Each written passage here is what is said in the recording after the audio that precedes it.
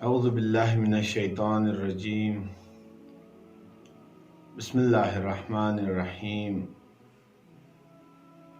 الحمد للہ رب العالمین الحمد للہ علی ما انعمنی اولی النعم وألہمنی الی مودۃ حبیبہ جامع الفضائل والکرم الذی بعثہ رسولا الى کافۃ محمد الأمی العربی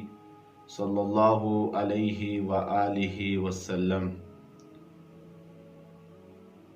قال اللہ تبارک وتعالی فی القرآن المجید والفرقان الحمید فاعوذ باللہ من الشیطان الرجیم قل لا اسألکم علیہ اجرا الا المودۃ فی القربى. خدائے متعال کا لاکھ لاکھ شکر ہے،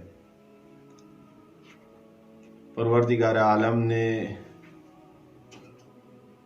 پھر سے بندے حقیر کو توفیق دی آپ حضرات کے سامنے آ کر تعلیمات کے سلسلے سے ہمارا جو یہ سلسلہ چل رہا تھا اسی سلسلے سے کچھ بیان کرنے کی. الحمدللہ تو گزشتہ دروس میں ہم نے ہماری کتاب الاعتقادیہ اور فقہ الاحوت کے بعض مباحث کا ہم نے درس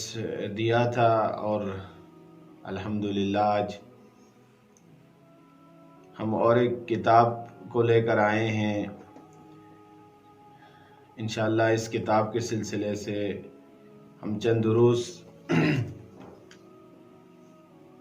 اسی واٹس ایپ گروپ کے ذریعے سے آپ تک پہنچائیں گے. انشاءاللہ امید ہے پروردگار عالم سب کو توفیق دے ہم دین حقہ کی خدمت کریں اور اس دین حقہ کی تعلیمات کو ہم اپنے جوان ہوں یا ہمارے بوڑھے ہوں، ہماری خاص طور سے آنے والی جوان نسل اور جوان ہمارے طبقے کے لوگوں تک پہنچائیں اور سب سے زیادہ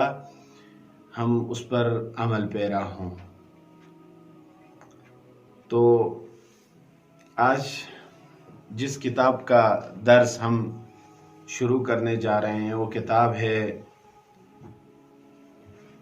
جناب امیر کبیر سید علی حمدانی رحمۃ اللہ علیہ کی کتاب المودۃ فی القربہ یا مودۃ القربہ کے نام سے ہم تمام نوربخشیوں کے درمیان معروف کتاب ہے. مودۃ القربہ ہم تمام لوگ عام فہم زبان میں ہم لوگ مودۃ القربہ اس کتاب کا نام دیتے ہیں. کتاب کا تعارف کرنے سے پہلے جس نے اس کتاب کو لکھی ہے کم سے کم ہم تمام کو جاننا ضروری ہے کہ اس کتاب کا مصنف کون ہے، کس نے لکھی ہے، اور ان مصنف کے بارے میں کم سے کم ہمیں سوانح حیات کے بارے میں ہم لوگوں کو معلوم ہونا چاہیے. آج ہم ملت صوفیہ نوربخشیہ کو ہمیں کم سے کم اس مصنف کی حالات زندگی کے بارے میں اگر پوری تاریخ معلوم نہ ہو، پورے کرامات یا پورے اثرات معلوم نہ ہو تو ہم تمام لوگوں کو چاہیے کم سے کم جناب امیر کبیر سید الحمدانی کے بارے میں کچھ اجمالی ہمارے پاس ان کے بارے میں معلومات ہونی چاہیے کہ جناب امیر کبیر سید الحمدانی کب پیدا ہوئے، کہاں پیدا ہوئے اور کب ان کی وفات ہوئی اور کہاں مدفون ہیں، اور امیر کبیر سید الحمدانی کے اثرات کتنی کتابیں لکھیں، اور جناب امیر کبیر سید الحمدانی نے کتنی قربانیاں دی اس دین اسلام کو آگے پہنچانے کے لیے، اس کو ترویج، دین اسلام کی ترویج کے لیے انہوں نے کتنا کام کیا۔ کم سے کم اجمالی ہمارے پاس کچھ چیزیں ہمیں ہمارے ذہن میں رہنی چاہیے۔ امیر کبیر سید الحمدانی انشاءاللہ ہم دروس کے ساتھ ساتھ جب ہم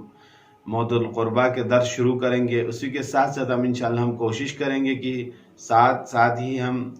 حدیث دو کم سے کم حدیث کے ساتھ ساتھ انشاءاللہ حالات زندگی اور ان کے اثرات اور ان کی کرامات کے بارے میں بھی، ایک کرامات اور ان کی حالت زندگی کے بارے میں انشاءاللہ حدیث کے ساتھ ساتھ ہم نقل بھی کریں گے انشاءاللہ۔ تو آج کم سے کم ہمیں یہ جاننا ضروری ہے کہ جناب امیر کبیر سید الحمدانی کب پیدا ہوئے۔ 12 رجب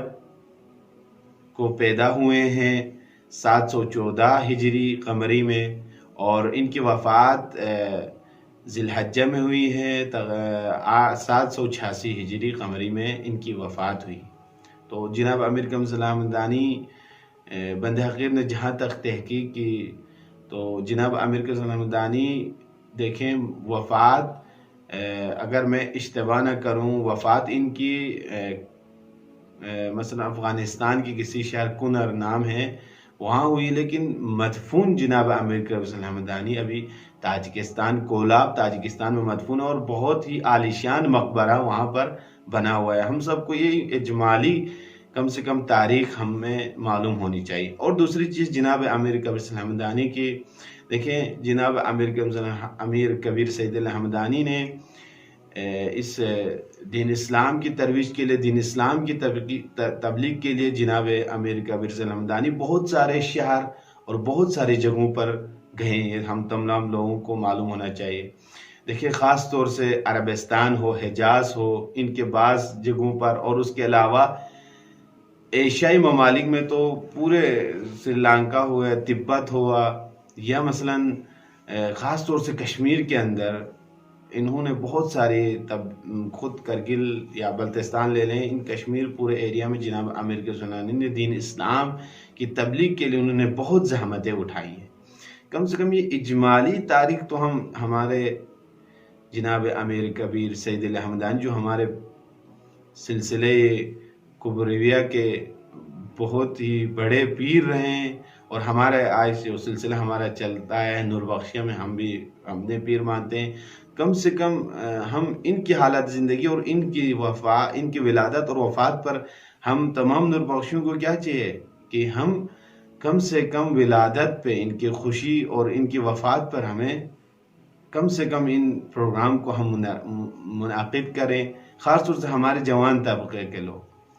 تو خدائے متعال سے دعا کرتے ہیں پروردگار عالم ہمیں توفیق دے ان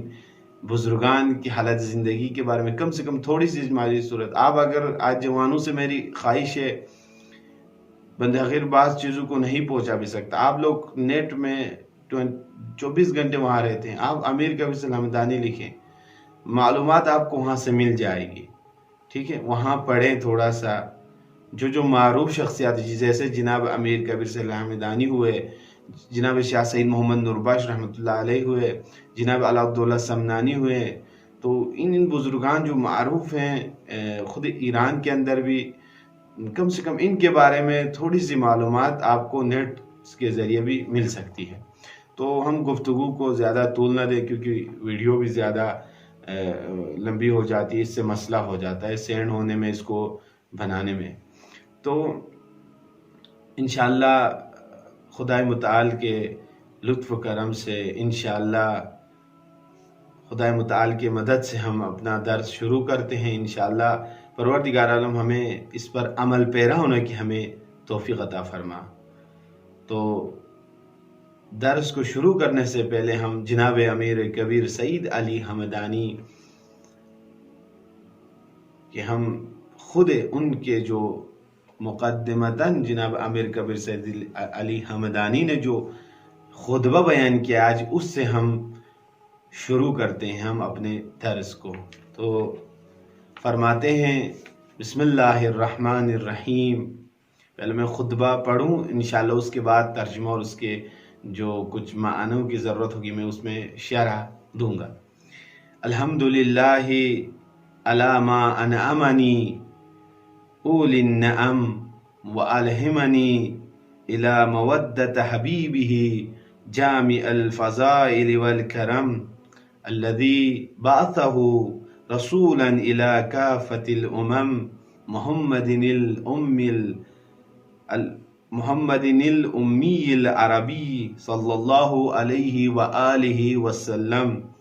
وبعد، فقال الله تعالى: قل لا أسألكم